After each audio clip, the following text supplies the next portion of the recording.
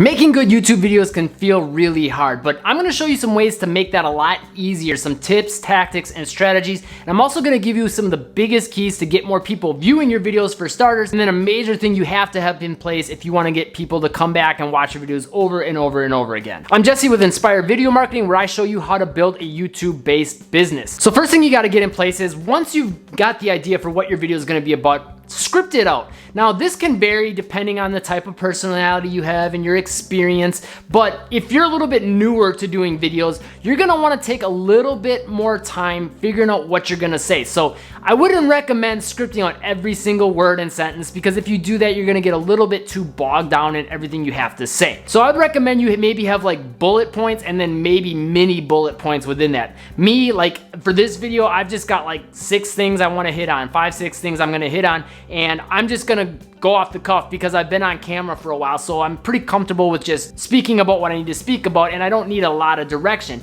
If you're new to being on camera, you might be nervous. You might have a hard time with that. So getting those bullet points will make sure you're being clear and concise with what you're talking about. You're getting from one point to the next, and that you're just not getting lost and fumbling over your words, and that you're not forgetting about important things that you need to talk about. Next tip is make sure you film a good quality video, right? So one of the biggest things you have to make sure is in place is the audio, actually. A lot of people like to think about making good YouTube videos with the video side of things, which is important, and I've got some tips for you on that, but here's a little secret for you.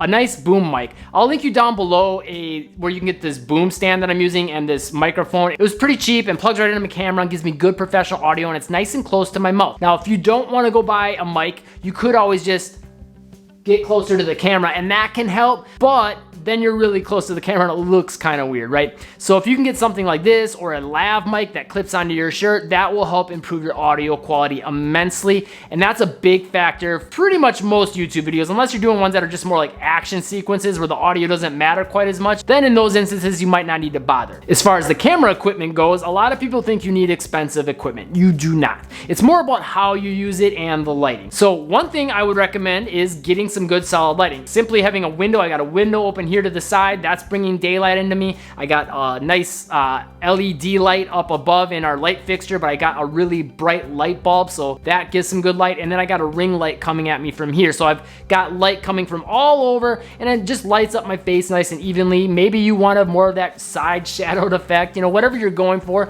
you can mess around with that. But at the end of the day, getting some light coming on the front of you is going to be good. Unless you want yourself to look like a complete shadow, then you could have the light from behind you. If you're outside or using sunlight, again, make sure that the sun is facing you and that the camera is facing the same direction that the sun rays are gonna be pushing light. Right now they're pushing light this way, so if I only had sunlight, I would have the camera over here facing this way. Besides that, just make sure you're making your videos interesting. You could do this in a variety of ways by changing camera angles, or maybe you can have some things popping up on the screen, right? Or you could even use some B-roll, and that kind of comes to the next step, which is editing. But one final tip on the filming side of things, for me, my videos, sometimes I'll do them out and about, I'll walk around and I'll change the angles a lot to keep things visually interesting. When I'm doing the videos here more in my office, then for those videos, I'll typically just have the camera pointing straight towards me so I can get a lot of videos done at once, set the camera up and go, go, go, go, go, and just worry about the quality of my message, and then add more things in the editing side. But you wanna try to make sure there's some element of change throughout your videos, with things either popping up on the screen or changing what's going on or changing angles. Things like that will keep things visually interesting so people don't get bored. However, that being said, I have seen some channels, if it's more like strictly informational, like talking about like business strategy and things like that, and they're drawing things on a whiteboard, sometimes then you can get away with just basically having that one camera angle, and as what's changing on the board changes, that will keep people interested because that's more of the focus and the change is kind of happening there visually. But for most niches, I would say you're better off trying to get something going on. So that brings us to the editing side of things, which we covered one tip, getting things popping up on the screen, maybe using some B-roll. You know, you film another shot of whatever it is that you're talking about. So if I'm talking about flowers, I could show some B-roll of some flowers. If I'm talking about horses, I could show some B-roll of horses, right? You could film that, you could get that from stock footage. There's a lot of websites you can get B-roll footage from, but adding those things in can add some visual interest. The other big thing you'll wanna make sure you're doing is chopping down the fluff. So if there's parts where you're saying and you're, you know, stumbling and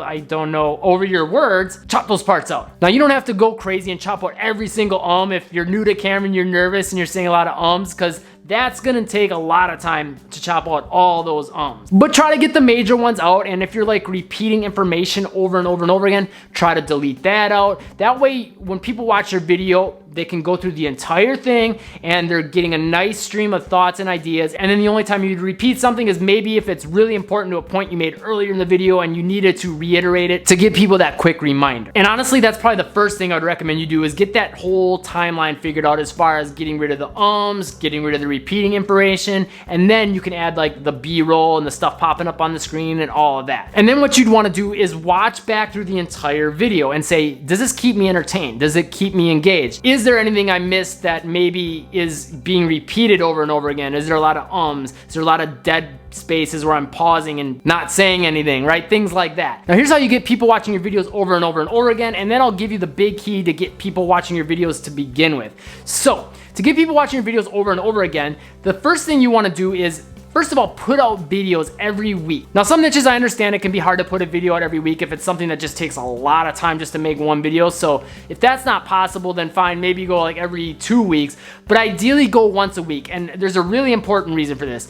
It's not just about getting on a consistent schedule so people know when your videos are coming out so they can keep watching them. Yes, it will help for that. But the more important thing is that that's allowing you to get more practice in at making videos, right? So if you're making lots of videos, you can figure out how to film a little bit better. You can figure out how to get your lighting a little bit better. You can figure out how to get your audio a little bit better. You can figure out how to present and speak on camera better. You'll get more practice being on camera, so it's a lot easier to film your videos quickly and you don't have to redo a whole lot of parts. But don't just make one video a week. There's one other thing you should be doing with that one video a week. Watch a lot of other YouTubers on how to film better, different filming techniques, different editing techniques, sound quality, lighting. Really take the time to learn about these things, and there's a lot of YouTube videos out there about this stuff. And from that, you'll have new things to try, new things to put in place, new things to give you better quality, new things to experiment with. And then also on top of that, watch YouTube videos that aren't about how to make better videos, just YouTube videos that you want to watch because you like to enjoy those videos, right? But don't watch them just with the sole purpose of enjoying them.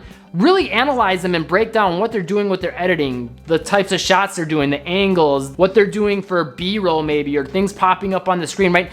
Break down all the little elements, the scripting, everything you can think of, and say to yourself, how can I maybe try this in my videos? And experiment, because every channel is a little different, every person's a little different, every audience is a little different. So if you keep experimenting and trying different formats, after a while, you'll find something that clicks and resonates with your audience and that they like. And from there, that'll give you a good starting point of, okay, I should give them more of this type of content, and that will keep them coming back over and over again. But at the same time, you can keep making little changes and trying new things, so that gives them a reason to keep coming back as well, because that way your content isn't getting stagnant and things stay fresh. And then as far as getting more people to watch your videos to begin with, this YouTube video covers all the main things you want to know about that. If this video helps, subscribe and click the bell icon to catch the newest videos, and I'll see you in that video next.